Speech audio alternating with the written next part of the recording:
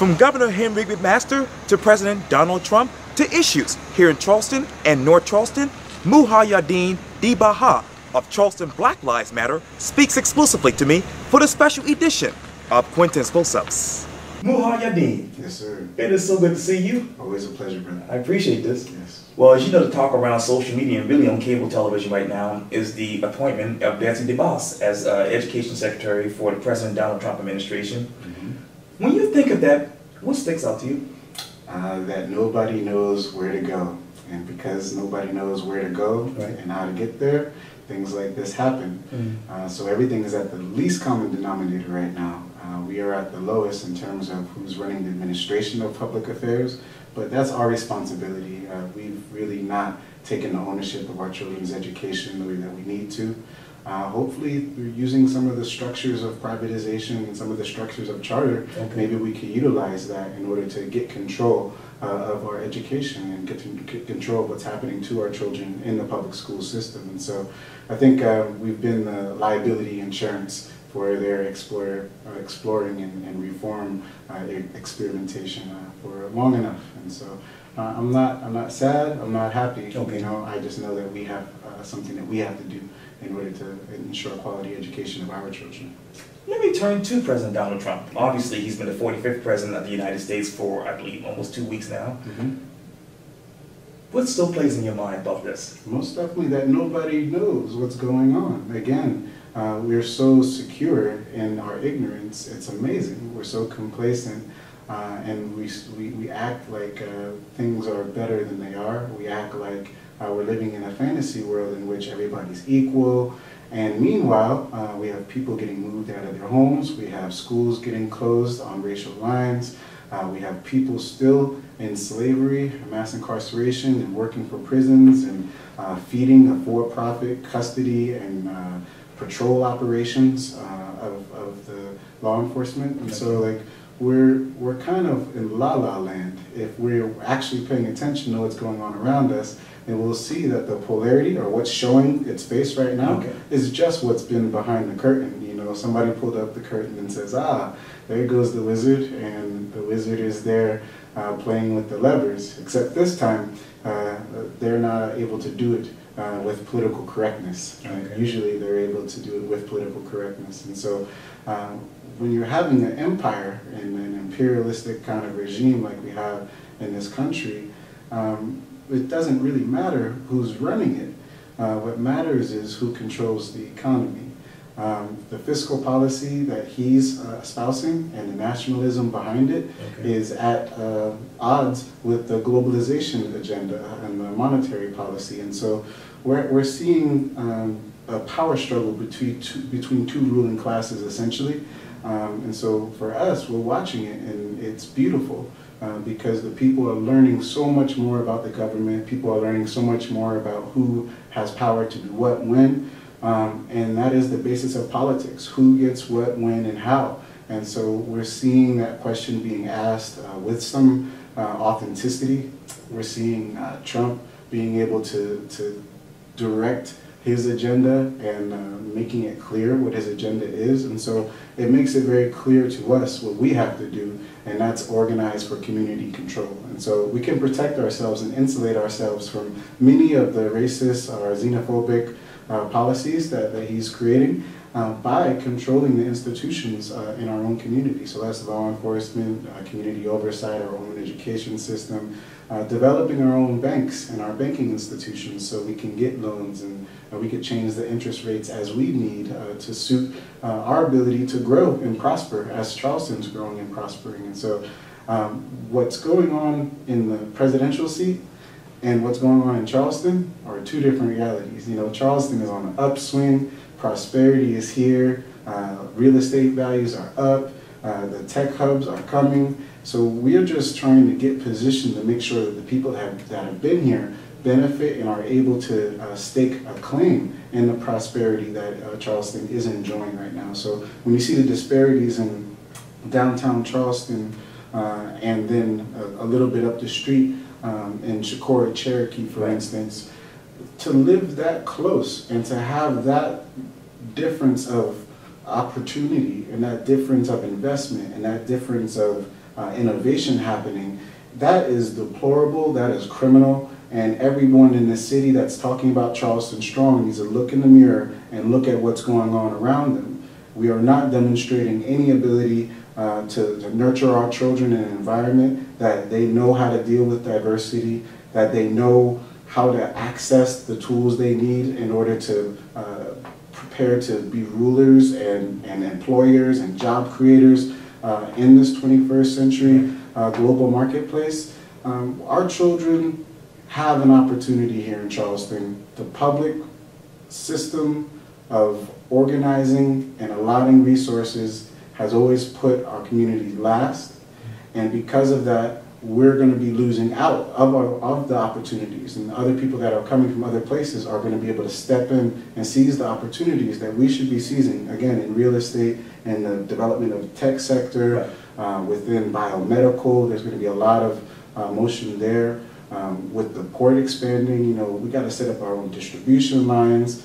We have to open up trade with our brothers and sisters in Africa and across the Pan-African nation. We are a port city, so we are a way that we can actually be financially and economically connected with the rest of our brothers and sisters around the world. So again, we talk about a little portion of the world, which is the executive power of the president and his appointments. Meanwhile, we live in Charleston County that's prospering. We need to focus on making sure that we're a part of that prosperity.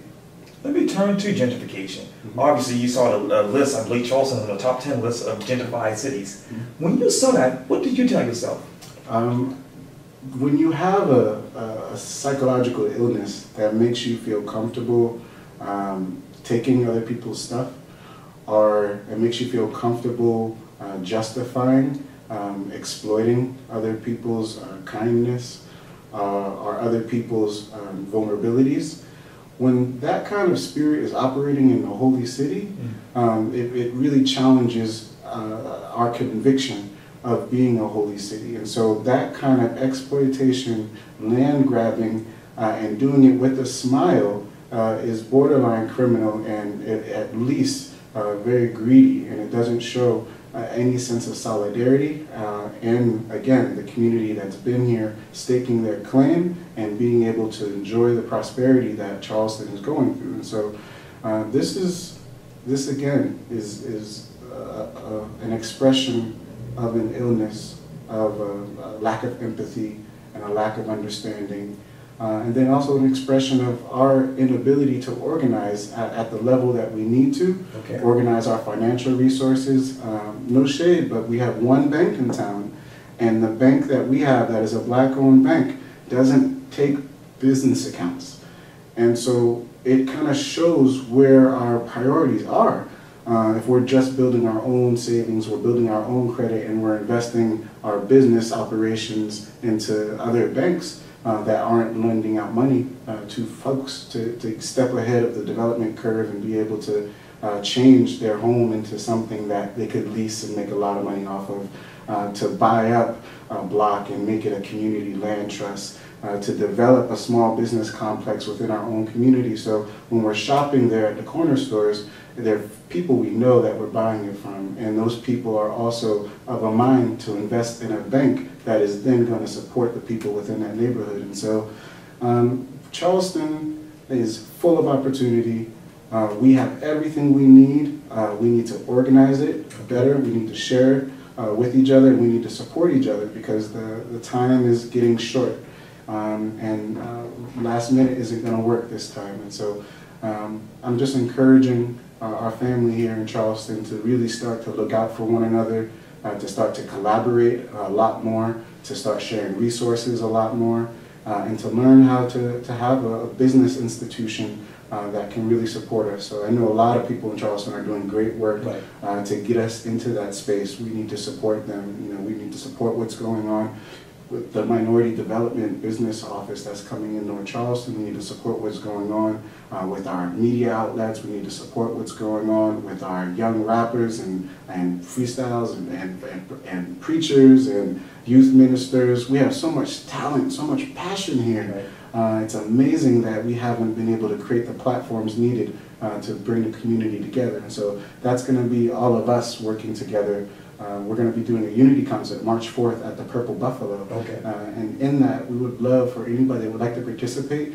The focus there is to actually get donations to make a memorial garden for all the loved ones that we're losing to gun violence in particular. We need to see it. We need a physical manifestation of a place that we can go so we can see literally how many babies and young ones and uncles and aunties we're losing because we're not dealing with the needs of our community in an appropriate way. And so that's on the leadership. You know, the leadership should be allotting resources. Anytime there's a youth involved in shooting, that school needs to be closed for a second. The youth need to sit with the community around and be held. They just lost a friend that might have died and another friend that just went to jail. You know, that's a lot to deal with as a youngster, and we are not doing our job to make sure that we understand what's going on and then developing the necessary interventions, the necessary programs, the necessary connections and the necessary resources to make sure that our community is in health and well-being. And so, you know, I've learned a lot. You know, this past couple of years, you know, there's a lot more to organizing than being able to mobilize and to get people to a certain space and time. We have all the resources we need. An organizer needs to learn how to organize what we have, and so I think I'm moving into a different space right now. The Michael Slager retrial. I believe I saw news articles in the past couple of days even that Andy Savage wants the murder charge dropped. What goes through your mind when you think that? I think that they play games, and I think that they like to play games with us, and I think that they like to test the water. Okay. And to see what people are going to do, similar to what Trump is doing. You know, the federal judges kind of got him on that travel ban. We have to have the same kind of reaction from our solicitor. You know, we have to have the same kind of reaction from our judges in town and from our lawyers in the town. They need to organize and to be able to push back on things like that. And so again, we can have a community response, we can show up and mobilize, but we have people in place. We have people that are in positions that are influential, that have law degrees, that have political capital to expend. They need to take public stances in order to stand for the community. And so there's people in position with power that are not exercising that power to make sure that when they start testing some scenarios, they understand that we're not going to stand for that. And so again, we have to use what we have a lot better than we are. North Charleston, as you know, a lot of crimes have been taking place there recently. And I know that there's still, I believe, friction between the police department and the community. What is the state of North Charleston in your mind right now? North Charleston is in like a dual mindset, you know. The way that Summit is moving forward with the development of North Charleston doesn't have the communities that are there in mind. In fact, we're almost contained and controlled and surveilled. Opportunities are not coming through our tax money or the retail tax that's coming from Tanger Outlet. Okay. And so we're going to have to just develop it ourselves. So it's time for us to be able to stand up for ourselves and protect ourselves and to do for ourselves. We have to understand between Trump and McMaster and Summit, you know, anything that is going to land is going to come right to our doorstep in North Charleston. So we have a community of Latino and Hispanic folks. We have people undocumented of all ethnicities and lands of origin, and so we need to protect those families. Okay. We need to be able to show up for each other in creating schools and spaces and restorative justice. That's a part of our discipline policies, but that's also a part of our criminal justice. North Charleston is the place where the rub is just hitting. Charleston has been dealing with it for a while. North Charleston, we have to dig in. You know, we have to protect what we have because Summit is not really interested in helping all of North Charleston develop. And so when you have somebody that has that kind of power, that is supposed to be accountable to the community, and he's not, and he has not been accountable to the community, and has not been held accountable to the community, we have to be able to organize ourselves. Again, our businesses need to be able to have their funds in a place that we could use to start developing and to start revolving loan funds. So Quadro Campbell was working on a really great economic stimulus package there at the county level. We need to support that. We need to make sure that that happens.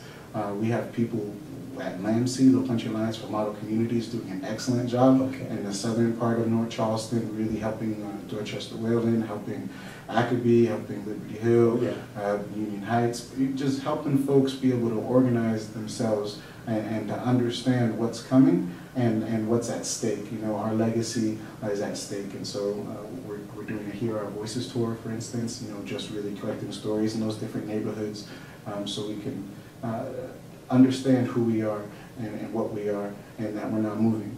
And once we have that kind of unity, it's going to be a lot easier to make sure we stake our claim in North Charleston. So everything I see is from the ground level, you know. I don't think that the politics of the day is a space that we are powerful in, unfortunately. The people that have the positions, people that have guardianship over North Charleston, you know, Molly Kempson has some things to do there. Clyburn has some things to do there.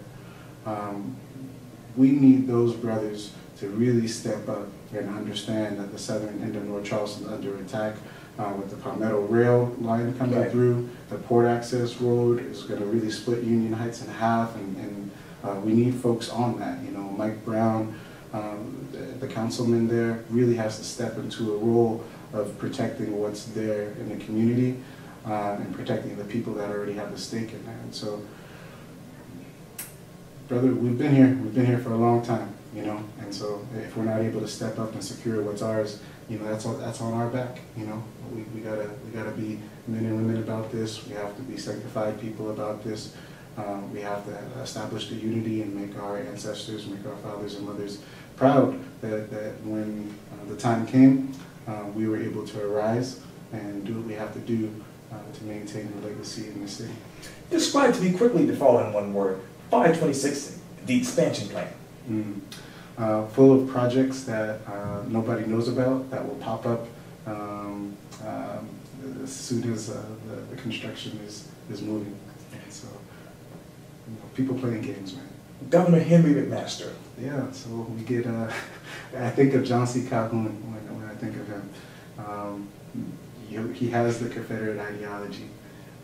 He has the thought about race that is an aged thought here in South Carolina, and so he'll be protecting the good old boy system. You know, he's there to do his job. The convicted Emmanuel A. Nishu being sentenced to death. Well, complicated. You know, we don't understand what happens after death, and so we're not sure if death is a good punishment. So I think we would probably want to think a little bit deeper about what could happen when we have someone like that, and the kind of conversation that we must be able to sustain about what creates a Dylan Roof, the segregated school system, and isolation of our children away from each other, Donald Trump's, the KKK, nationalism globally.